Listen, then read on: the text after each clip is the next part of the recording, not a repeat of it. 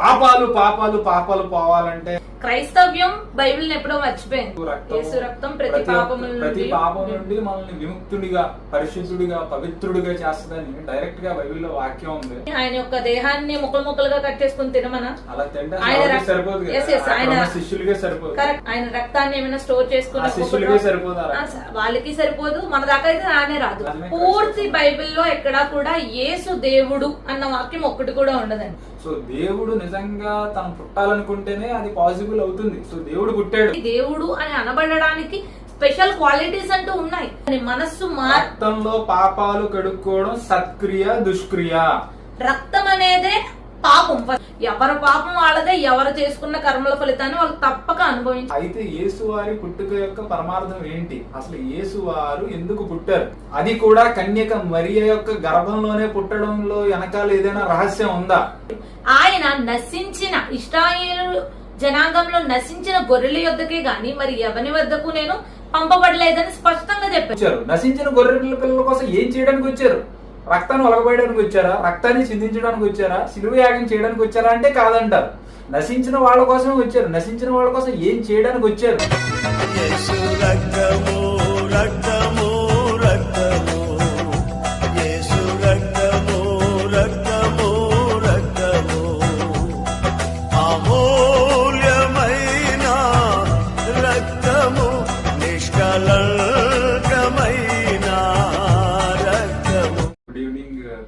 పాపి దివ్య గారు ఎలా ఉన్నారు? గుడ్ ఈవినింగ్ షరీఫ్ గారు. మొదటి విషయం, పుట్టుకతో ఎవరు పాపి అయిపోరు. వాళ్ళు చేసుకున్న కర్మల రీత్యా వాళ్ళు పాపి ఖచ్చితంగా అవుతారు. సో మీరు ఏ రీజన్ బట్టి పాపి అని మెన్షన్ చేస్తున్నారో నాకైతే అర్థం కాలేదు. అదే యూజువల్ గా మనం క్రైస్తవ సమాజాన్ని చూసినట్లయితే ఇంకా మొత్తం ప్రపంచంలో పుట్టే వాళ్ళందరూ పాపులే. ప్రపంచం మొత్తం పాపులతో పాపులేషన్ నిండిపోయింది. సో ఈ పాపం పోవాలి, పాపం కడగబడాలి. సో పాపరహితుడిగా మనం పరలోకానికి చేరాలి అంటే యేసు రక్తంలో మన పాపాలన్నీ కడగబడాలి. అందులో ఆ రక్తంలో మనం స్నానం చేయాలి. తద్వారా మన పాపాలు కడగబడి మనం పరలోకానికి చేరతామని క్రైస్తవ సమాజం కూడైపోస్తుంది. ఏ వీధి చూసినా, ఏ ఆదివారం చూసినా, ఏ పాస్టర్ని మనం ప్రశ్నించినా, అడిగినా, ఈ రోజుల్లో అయితే పాస్టర్లు మనం అడగవసరం లేదు, ప్రశ్నించవసరం లేదు. ప్రతి ఇంటి మీద ప్రతి మైకోటెట్టేసి పాపాలు పాపాలు పాపాలు పోవాలంటే యేసు రక్తంలో కడవబడాలి, కాలం సమీపించింది, ఏదో అయిపోతుంది, పరలోకం వచ్చేస్తుంది, సో చచ్చిపోకముందే పాపాలు కడగబడాలి అంటే యేసు రక్తమే జయము, యేసు రక్తమే జయం. జయం అంటే నిత్యరాజ్యం అని ఊదరు కొడుతుంటారు కదా. మళ్ళీ నేను కొత్తగా చెప్పేది ఏముంది, చూసేవాడికి తెలుసు, ఆ సమాజంలో ఉన్న ఇలాంటి సోదరి మనకి కూడా తెలిసే ఉండదు. ఆ కాంటెక్స్ట్ లో అడిగాను. ఓకే, మొదటి విషయం మనం గమనించాల్సింది ఏంటంటే క్రైస్తవ్యం బైబిల్ని ఎప్పుడో మర్చిపోయింది. ఇది నా మాట కాదు. బైబిల్లో లేని కొత్త సిద్ధాంతాలని సృష్టించుకొని సిద్ధాంతాలకే పెద్దపీట వేస్తూ అంటే వాటిని మాత్రమే ప్రయారిటైజ్ గా ముందుకు తీసుకెళ్తుంది. అలాంటి కోణంలో మీరు చెప్పిన పాయింట్స్ అన్ని వచ్చేవే ఏంటి అంటే మానవుడు పుట్టుకతోనే పాపి. ఈ పాపం అనే థాట్, ఈ పాపం అనేది పోవాలి అంటే రక్త ప్రక్షాళన జరగాలి. ఆ ప్రక్షాళన అనేది యేసు శిలువ మీద రక్తం చిందించారు. ఆ రక్తంలో పాప ప్రక్షాళన అనేది జరిగింది అనే థాట్ తో ఫస్ట్ నుండి ఉన్నారనమాట. సో ఈ సిద్ధాంతాన్ని బలోపేతం చేస్తూనే నేడు మనం సమాజంలో చూసుకుంటే అందరూ కూడా ఇదే విషయాన్ని చెప్తూ ఉన్నారు. అయితే ఒకసారి మనం గమనించాలి, నిజంగా పాపి పుట్టుకతో అంటే జన్మతా అవుతారా లేదా వాళ్ళు చేసుకున్న కర్మల ద్వారా అవుతారా అన్నది. ఈ పాప సిద్ధాంతానికి వాళ్ళు మూలంగా తీసుకున్న విషయం ఏంటి అంటే స్టార్టింగ్ జనరేషన్ ఆదాము అవ్వ, దేవుడు ఏదైతే తొలిగా మానవుడిని సృష్టించారో వాళ్ళని తినవద్దన్న పండుని వాళ్ళు తింటారన్నమాట. సో అక్కడతో స్టార్ట్ అవుతుంది పాపం. సో పాపాలు అయితే పోవాలి, అది ఒక క్రైస్తవుల ఇంటెన్షన్ అయి ఉండదు. ఒక ముస్లిం సోదరుడైనా, ఒక హైందవ సోదరుడైనా, పుట్టినవాడు ఎవడైనా సరే పాపాలు పోగొట్టుకోవాలని అనుకుంటాడు. పాపాలతో చావాలి, చచ్చిపోయి ఏదో శిక్షలు అనుభవించాలి అని అప్పుడు అనుకోరు. సో ఇదేంటిది, ఇది అన్న చైన్ లింక్ ఏంటి? నార్మల్ గా ఇప్పుడు నేను భూమి చేస్తే నా కడుపు నిండుతుంది, మా అమ్మగారి కడుపు నిండదు, నా సోదరుడు సోదరిమణి కడుపు నిండదు. వాళ్ళు ఆకలి వేసినప్పుడు వాళ్ళు భోజనం చేస్తే వాళ్ళ కడుపు నిండుతుంది. ఈ చైన్ లింక్ ఏంటి? పాపాలు ఒకరి నుంచి ఒకరు లేదు ముట్టుకుంటే పాకినట్టు లేదు. బైబిల్లో అయితే ఎక్కడా మెన్షన్ చేయబడలేదండి. తండ్రులు ద్రాక్ష పళ్ళు తింటే పిల్లల పళ్ళు ఎలా పులుస్తాయి? ఎవరు పళ్ళు తింటారో వాళ్ళ పళ్ళే కదా పులుస్తాయి. సో ఇదే విషయాన్ని బైబిల్ స్పష్టంగా చెప్తుంది, పాపము చేయువాడే మరణము నొందును అని. సో ఎక్కడ ఒకళ్ళ పాపం ఇంకొకరికి సంక్రమించేదైతే ఉండదు.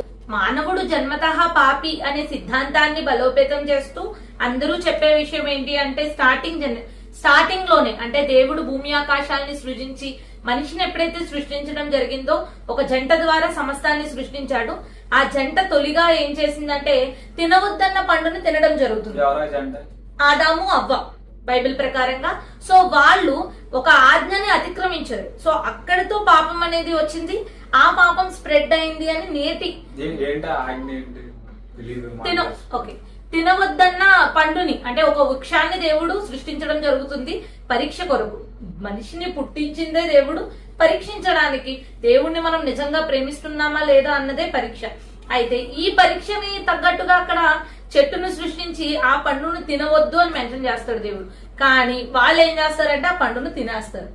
సో వాళ్ళు ఆజ్ఞని అతిక్రమించారు కాబట్టి వాళ్ళు పాపులు అయ్యారు. అక్కడి నుండి మనమందరం జనరేషన్స్ రావడం జరిగింది కాబట్టి ఈ పాపం సంక్రమిస్తూ వస్తుంది అని వారి అభిప్రాయం. సో వారి అభిప్రాయం, అది మీ అభిప్రాయం కాదు, నాది కాదు. సో ఆదిలో దేవుడు ఆదాముని హవ్వాని అనేటువంటి ఒక ఇద్దరితో కూడిన ఒక జంటని సృష్టించాడు. ఒక 2000 సంవత్సరాల క్రితం యేసువారిని సృష్టించాడు. అంటే ఆది నుండి గత 2000 సంవత్సరాల వరకు పుట్టిన వాళ్ళందరూ పాపులే. పాప విమోచన నిమిత్తం 2000 సంవత్సరాల క్రితం యేసువారు సృష్టింపబడితే, మరి ఆదాము దగ్గర నుంచి యేసువారి ముందు కాలం వరకు ఉద్భవించిన మనుషుల గతి ఏంటి? వాళ్ళు పాపులుగానే చచ్చిపోయారా? అందులో అనేక మంది పుణ్య పురుషులు, ఋషులు, మహనీయులు, ప్రవక్తలు ఎవరు లేరంటారా? వాళ్ళందరూ పరలోకానికి వెళ్ళరంటారా? వాళ్ళకి నిత్యరాజ్యం ప్రాప్తించరంటారా? ఎగ్జాక్ట్లీ నా పాయింట్ ఇదే. ఎవరైతే స్టార్టింగ్ అసలు ఇక్కడ మనం చూసుకోవాల్సింది ఏంటి అంటే ఆదాము అవ్వ తప్పు చేశారు. ఓకే, వాళ్ళు యాక్షన్ రీత్యా వాళ్ళు తప్పు చేశారు కాబట్టి, వాళ్ళు పాపం చేశారు కాబట్టి పాపులే అని అనుకుంటే గనక ఆ తొలి మానవుని సంతానం అంటే ఆదాము అవ్వకి పుట్టబడ్డ కయ్యను, హేబేలు అనే 2 పిల్లలు పుడతారనమాట. సో వాళ్ళ యొక్క అర్పణ దేవుడు స్వీకరించకూడదు కదా, కానీ బైబిల్లో మనం స్పష్టంగా చూస్తాం వాళ్ళ యొక్క అర్పణ స్వీకార యోగ్యం అవుతుంది. పాపం చేశారు, ఆ పాపం వాళ్ళ కొడుకులకి వెళ్ళలేదు, మనకి ఎలా వస్తుంది? సో ఈ మొత్తం క్రైస్తవులు ఊదరగొడుతున్న ఈ ఇందులో పాప సిద్ధాంతం ఎటువంటి సత్యము కాదు. ఒకవేళ మన ఉద్దేశంలో కూడా స్టిల్ ఆ పాపం అనేది ఎక్కడో ఉంది అనే ఫీల్ ఉంటే గనక ఈ పాపానికి కేర్ ఆఫ్ అడ్రస్ మ్యారేజే కదా అవుద్ది. పెళ్లితోనే కదా పాపం అనేది కంటిన్యూ అవుతుంది. నేను స్టిల్ స్ట్రక్ అయిపోయిన పాయింట్ ఏంటి అంటే అసలు ఆ సిద్ధాంతంలో వాల్యూనే లేకపోతే, ఆ సిద్ధాంతంలో ఎటువంటి ట్రూత్, సత్యం లేకపోతే మొత్తం ప్రపంచ వ్యాప్తంగా క్రైస్తవ్యం సెకండ్ మోస్ట్ పాపులర్ పాపులేషన్ లో కూడా అత్యధికంగా ఉన్నటువంటి ఒక పెద్ద మతం నిలబడి ఉన్నటువంటి ఫౌండేషన్ అది. అదొక బేస్మెంట్ లాంటిది. అలాంటి సిద్ధాంతంలోనే సత్యం లేదు, అదొక ట్రూత్లెస్ విషయం అని మీరు చెప్తున్నారు. చాలా పెద్ద స్టేట్మెంట్ ఇది. యాక్చువల్ గా నాకు స్పెసిఫిక్ గా తెలియదు, కానీ బైబిల్లో కొన్ని వాక్యాలు ఉన్నట్టు చాలా మంది క్రైస్తవ పాస్టర్లు మైకుల్లో చెప్తున్నప్పుడు నేను విన్నది ఏంటి అంటే ప్రతి ఒక్కడి పాపం యేసు రక్తంలో కడగబడాలి, ఆయన రక్తంలో కడగబడకుండా ఎవరికి పాప విమోచన కలగదు అనేటువంటి వాక్యాలు కూడా బైబిల్లో ఉన్నట్టు నేను విన్నాను. మరి అది ఎంతవరకు సత్యం అంటారు? రక్తంలో పాప విమోచన అంటే అదొక అలంకార ప్రాయంగా చెప్పడం జరుగుతుంది. అంటే ఆ ఎగ్జాక్ట్ రెఫరెన్స్ నాకు ఐడియా లేదు. ఆ రెఫరెన్స్ లో ఏముంటది అసలు, దాని వివరణ ఏమంటారు? యేసు రక్తం ప్రతి పాపముల నుండి మనల్ని పవిత్రులుగా బాగా గుర్తు చేశారు. సోదరిమణి బాగా గుర్తు చేశారు. క్రీస్తు యేసు రక్తం ప్రతి పాపం నుండి మనల్ని విముక్తుడిగా, పరిశుద్ధుడిగా, పవిత్రుడిగా చేస్తుందని డైరెక్ట్ గా బైబిల్లో వాక్యం ఉంది. ఆ వాక్యం ప్రకారం పెద్ద క్రైస్తవ సమాజమే నిలబడి ఉంది. దాన్ని అందులో సత్యం లేదని అంత తేలిగ్గా ఎలా కొట్టిపడేస్తారు మీరు? యేసుక్రీస్తు గారు ఏ విషయాన్ని చెప్పినా ఉపమాన రీతిగా, అంటే ఎగ్జాంపుల్ గా చెప్పడం జరుగుతుందండి. ఒక విషయాన్ని మనం గమనించాలి. యేసు రక్తం అంటే ఏంటి, అసలు యేసు శరీరం అంటే ఏంటి అనే దాన్ని మనం గమనిస్తే గనక ఒక బ్రెడ్ ని యేసుక్రీస్తు వారు తీసుకొని దాన్ని విరిచి ఇది నా శరీరము అని శిష్యులకు చెప్తారు. ద్రాక్షరసం ఉంటుంది అక్కడ, అది తీసుకొని ఇది నా రక్తము అని చెప్తారు. దీన్ని తాగండి అని చెప్తారు, ఆ రొట్టెని తినండి అని చెప్తారు. అంటే ఏంటి, ఆయన యొక్క దేహాన్ని ముక్కలు ముక్కలుగా కట్ చేసుకుని తినమనా? అలా తింటే ఆయన ఎవరికి సరిపోదు కదా. Yes, yes, అక్కడ ఆయన ఉన్న శిష్యులకే సరిపోదు. కరెక్ట్. పాపం ఆయన పట్టించుకునే రక్తాన్ని శిష్యులు. తాగమనా? ఆయన రక్తాన్ని ఏమైనా స్టోర్ చేసుకుని ఆ శిష్యులకే సరిపోదు అలా. వాళ్ళకి సరిపోదు, మన దాకా అయితే రానే రాదు కదా. రాదు. ఓకే, ఇక్కడ అలంకారప్రాయంగా చెప్తున్న విషయం ఏంటి అంటే ఆయన శరీరము వాక్యం, వాక్యాన్ని ఆయన శరీరంతో పోల్చడం జరిగింది, ఒక అలంకారప్రాయంగా పోల్చడం జరిగింది. ఇక రక్తము అనగా ఆయన యొక్క మాదిరి నడక, అంటే నడవడిక, ఆయన యొక్క క్యారెక్టర్ ని మనకు రక్తం ద్వారా ఆయన చూపించడం జరిగింది. సో దీన్ని ఫాలో అవ్వండి. నా శరీరం ఏదైతే ఉందో విరిచి నేను మీకు ఇస్తున్నాను అంటే ఏంటి, నేను వాక్యాన్ని మీ ముందు ఉంచాను, మీరు దీన్ని తీసుకోండి, దీన్ని భుజించండి, అంటే మీరు దీన్ని చదువుతూ మీరు గ్రహించండి. రెండవ విషయం, మీరు ఈ యొక్క రక్తాన్ని తాగండి. రక్తం అంటే ఏంటి, నేను మీకు మాదిరిగా నడుస్తున్నాను, మీరు కూడా నా నడకని అనుసరించండి. నేను ఏ విధంగా మీకు మాదిరి, నేను మీకు ఏ విధంగా అయితే నేనే మార్గం, నేనే సత్యం, నేనే జీవం నేను చెప్పుకుంటున్నానో ఆ మార్గంలో మీరు రండి అని ఏంటి చెప్పడానికి అసలు యేసు చూపించిన మంచి మంచి సమాధానం చెప్పారు మీరు. అలంకారికంగా చెప్పారు, అది ఫిజికల్ గా అది బ్లడ్ కాదు, ఫిజికల్ గా బాడీ నీట్ కాదు అని చాలా క్లియర్ గా చెప్పారు. నాకైతే అర్థమైంది. మరి క్రైస్తవ సమాజానికి ఎంతవరకు అర్థమవుతుందో నాకైతే తెలియదు. కావాలంటే దీని మీద మనం ఇంకొన్ని ఎపిసోడ్ చేద్దాము, వచ్చే కమెంట్స్ ని బట్టి, ఫీడ్బ్యాక్ ని బట్టి. యేసు మార్గము, సత్యము, జీవము, దాని ప్రకారం నడుచుకుంటే అలంకారికంగా ఉన్నది ఏదైతే ఉందో అది నెరవేరుతుంది అని మీరు చెప్పారు.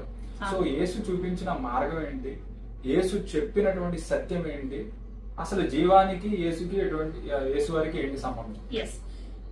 మనిషిగా పుట్టిన ప్రతి ఒక్కరి యొక్క గమ్యం ఏంటి అంటే నిత్య జీవాన్ని పొందడం, పరలోకాన్ని అనేది పొందడం. ఈ పొందాలి అంటే స్పెసిఫిక్ కండిషన్ మనకి యోహాను సువార్త 17వ అధ్యాయం 3వ వాక్యంలో కనిపిస్తుంది. అద్వితీయ సత్యదేవుడు అయిన నిన్నును నీవు పంపిన క్రీస్తును ఎరుగుటయే నిత్య జీవం. అంటే నిత్య జీవాన్ని పొందాలి అంటే దేవుడు ఒక్కడే అనేది విశ్వసించాలి. రెండో విషయం, యేసును క్రీస్తుగా గుర్తించాలి. అంటే ఎవరైతే ప్రవక్తల పరంపర నడుస్తూ వచ్చిందో యేసు వారు కూడా అదే విధంగా మనకు మాదిరి అయి ప్రవక్త అయి నిలిచారు. సో ఆయన్ని క్రీస్తుగా మనం గుర్తించాలి. వీరిద్దరి మధ్య మనం సరైన అవగాహన కలిగి ఉంటేనే మనం నిత్య జీవానికి వెళ్తాం. దేవుడు ఎవరో నాకు అర్థం కాలేదు. చాలా మంది క్రైస్తవులు అయితే యేసు వారినే దేవుడు అని కొలుస్తారు, భావిస్తారు. మీరు ఇప్పుడు దేవుడు అనేటువంటి ఒక పర్సనాలిటీని డిఫరెన్షియేట్ చేశారు. ఆ తర్వాత యేసు ప్రవక్త సంథింగ్ ఏదో అని అదొక పర్సనాలిటీని డిఫరెన్షియేట్ చేశారు.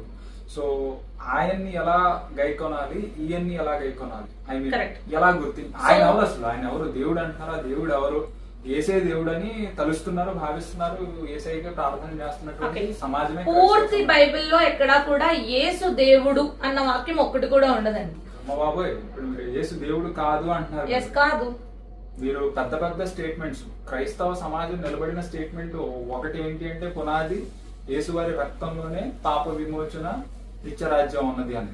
రెండోది ఏంటి అంటే యేసే దేవుడు, యేసు మా పాపాల కొరకు ప్రాణం పెట్టడానికి కన్యక మరియా గర్భమందు వచ్చాడు, పరిశుద్ధ జన్మతో ఈ భూమి మీదకి దేవుడే స్వయంగా దిగొచ్చాడు. దేవుడు స్వయంగా దిగిరాలేదండి, దేవుడు ఒక అద్భుతాన్ని వారికి చూపించారు. ఒక మహత్కార్యంగా యేసువారి జననం ఉంది, అది మనం గమనించాలి. ఒకవేళ యేసువారి స్పెషల్ పుట్టుక వల్లనే ఆయన దేవుడు అని మీరు ఆ మాట మీరు అనేస్తే గనక నేను కాదు, పూర్తి క్రైస్తవ సమాజము కన్యకి అసలు ఎలా పుడతారు, ఒక కన్యకి ఒక పురుష ప్రమేయం లేకుండా ఒక కన్యకి ఒక గర్భం దాల్చడం అనేది, సో దేవుడు నిజంగా తను పుట్టాలనుకుంటేనే అది పాసిబుల్ అవుతుంది. సో దేవుడు పుట్టాడు. కన్యమేరి గర్భాన జననమే అద్భుతం అయితే దేవుడు స్వయంగా నిర్మించిన వ్యక్తి, తండ్రి లేకుండా ఆయన పుట్టడం అంటే యేసువారి పుట్టుక అనేది అద్భుతమే అయితే స్వయంగా దేవుడి చేతులతో నిర్మించబడ్డ ఆదాము కూడా గొప్పవాడే కదా. అయితే ఆదాముని దేవుడు అని మనం అనుకోవచ్చా? దేవుడు అని ఎవరిని మనం అనకూడదండి. దేవుడు అని అనబడడానికి స్పెషల్ క్వాలిటీస్ అంటూ ఉన్నాయి. ఆయన దేవుడు అని ఆయనే ప్రకటించుకుని ఉండాలి. ఇంకా చెప్పాలి అంటే ప్రవక్తలు, యేసువారు, యేసు శిష్యులు, ఇంకా పౌలు, వీళ్ళందరి చేత పూజించబడి, కీర్తించబడి, కృతజ్ఞతాస్తుతులు చెల్లించబడి, పూర్తిగా ఆయనకు మాత్రమే వీళ్ళు కూడా ప్రార్థనలు అనేవి, యాచనలు అనేవి ఆయన్ని మాత్రమే చేసి ఉండాలి. ఇది మనం కంప్లీట్ గా మనం చూసుకున్నట్లయితే బైబిల్ ఆది కాండం నుండి స్టార్ట్ అవుతూ ఎవరైతే దేవుడు, యెహోవా, తండ్రి అని మెన్షన్ అవుతూ ఉన్న ఏదైతే మన వ్యక్తిత్వం కనిపిస్తుందో అది మాత్రమే దేవుడు. యేసు ఎవరు అంటే గనక మరొక ఒక వాక్యం ఉంటుంది, ఏమని ఉంటుంది అంటే దేవుడు ఒక్కడే, దేవుడు ఒక్కడే, దేవుడికి నరుడికి మధ్యవర్తి ఒక్కడే, ఆయన క్రీస్తు యేసను నరుడు. స్పష్టంగా యేసు నరుడు అని ఉంది, మరొక చోట దాసుడు అని ఉంది, మరొక చోట సేవకుడు అని ఉంది. సో స్పష్టంగా మనకి ఇన్ని వాక్యాలు కనిపిస్తుంటే యేసు దేవుడు అని ఇంకెలా చెప్పగలం? ఒక్క మాటలో నిత్యరాజ్యానికి వెళ్ళాలి అంటే పాపం పోవాలి, పాపం పోవాలి అంటే పాపాలని యేసు రక్తంలో కడుక్కోవాలి అనేది క్రైస్తవ సమాజ మూలాల్లో ఉన్నటువంటి విశ్వాసం. అది కాదు, అందులో సత్యం లేదు అని చెప్పారు. నోటి మాటతో కాకుండా బైబిల్ వాక్యంతో ఆధారంతో నిత్యరాజ్యం ఏ విధంగా వస్తుంది అనే విషయాన్ని చెప్పగలరా మీరు? చెప్పగలను. ఒకవేళ మీరు అన్నట్టుగా అంటే యేసు రక్తం ద్వారానే అందరూ పరిశుద్ధులుగా చేయబడి ఉంటే గనక ఎప్పుడైనా యేసు వారు కూడా ఈ విషయాన్ని అక్కడ ప్రస్తావించాలి కదా, నా రక్తంలోనే మీకు శుద్ధి అనేది ఉంది అనే మాట ఎప్పుడైనా చెప్పాలి.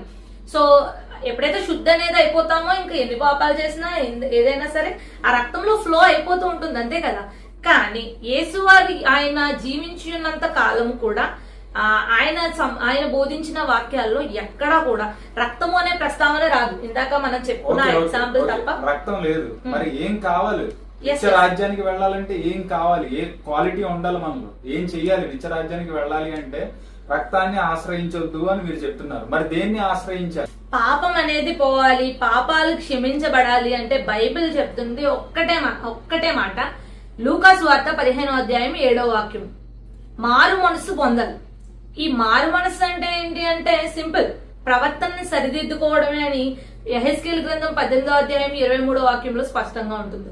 సో ప్రవర్తనని అంటే దేవుడు చూస్తున్నాడు అనే భయం రావాలి, పాపాలు క్షమించబడాలి అంటే ముందు మనం ఇతరుల అపరాధం క్షమించేవారిగా మనం ఉండాలి.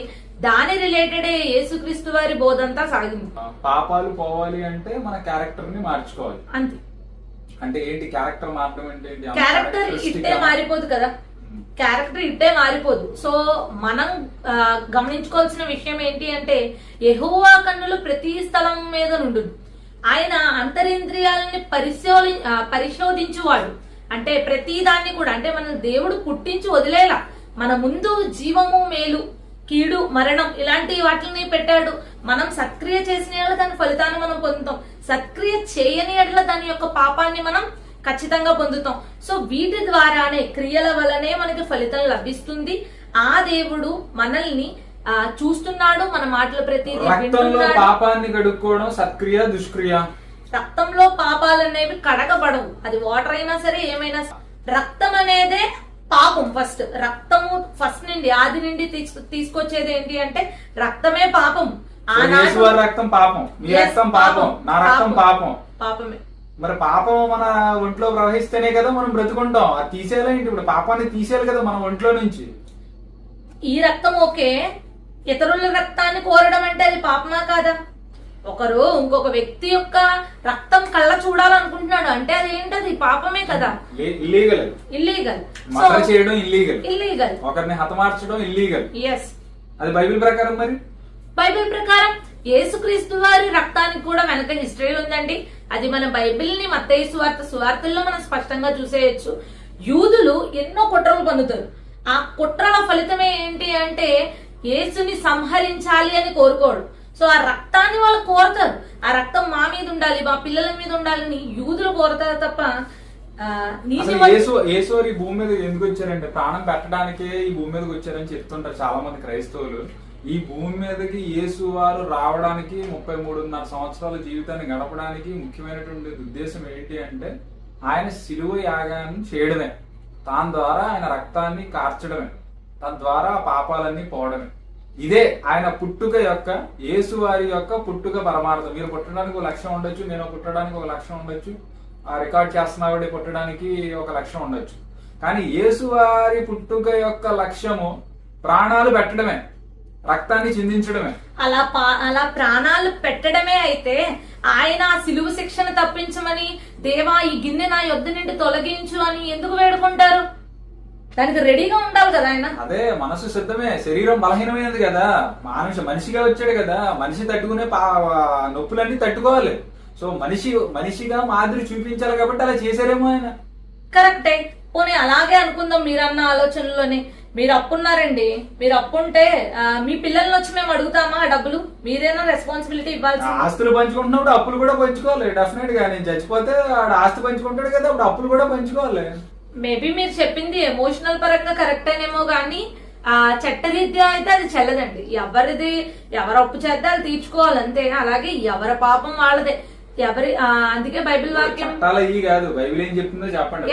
పాపం సంక్రమించదు అని బైబిల్ చెప్తుంది.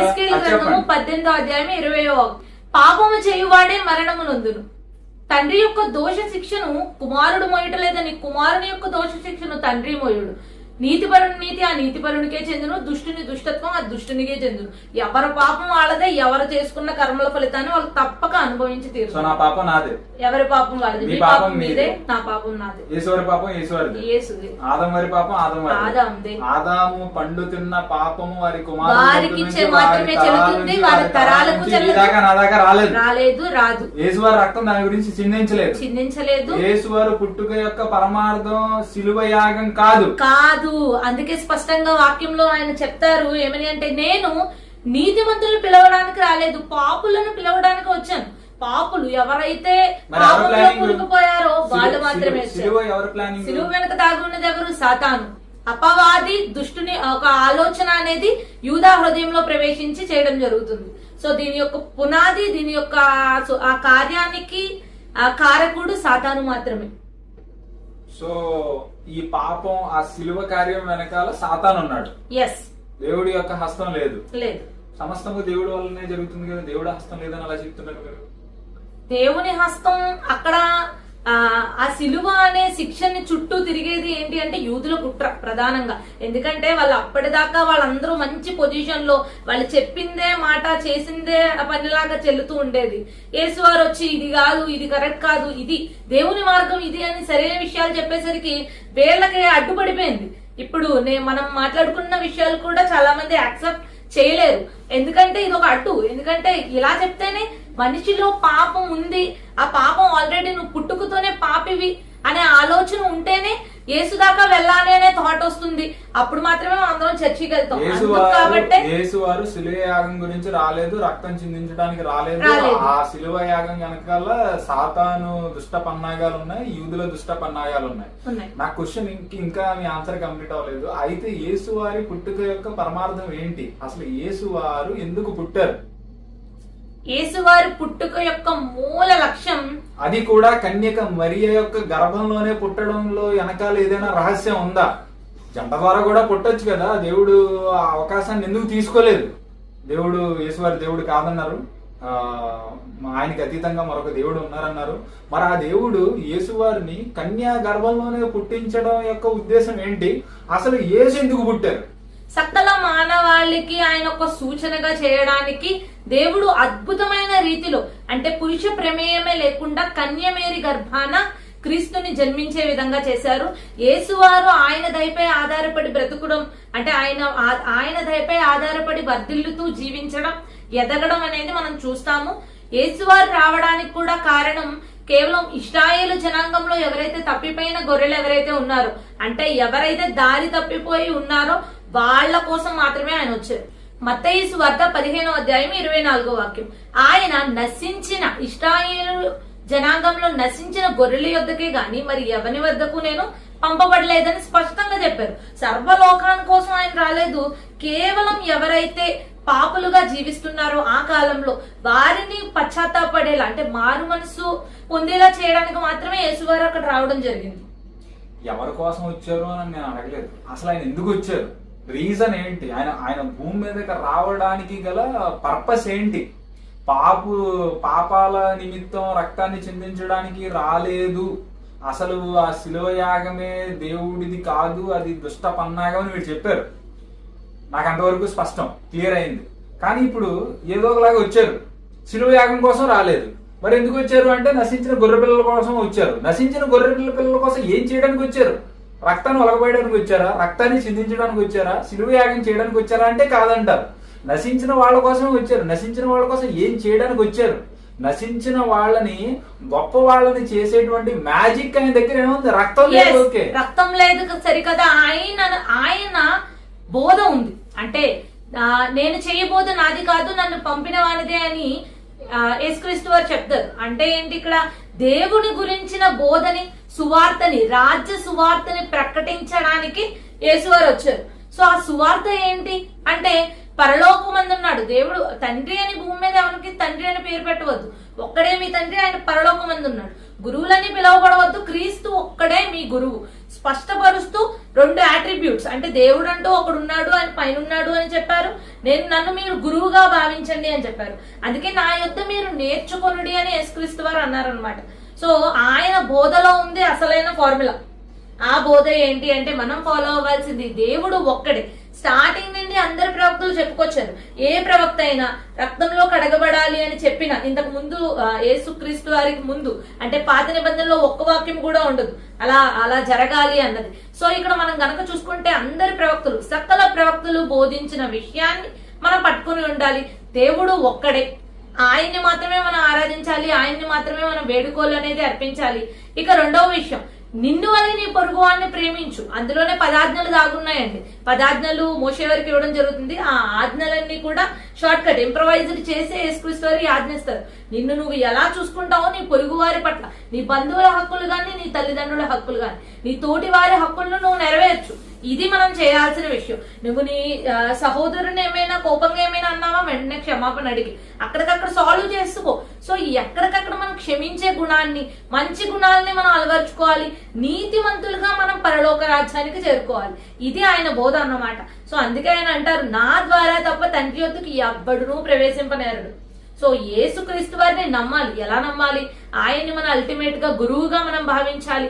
ఆయన చేసిన ప్రతి ఒక్క బోధని మనం స్పష్టంగా, దాన్ని జస్ట్ నోటి మాటకి చదవడం మాత్రమే కాదు, ఆయన పాటించిన విధంగా మనం కూడా పాటించి అప్పుడు మాత్రమే మనం స్వర్గానికి వెళ్ళగలుగుతాం.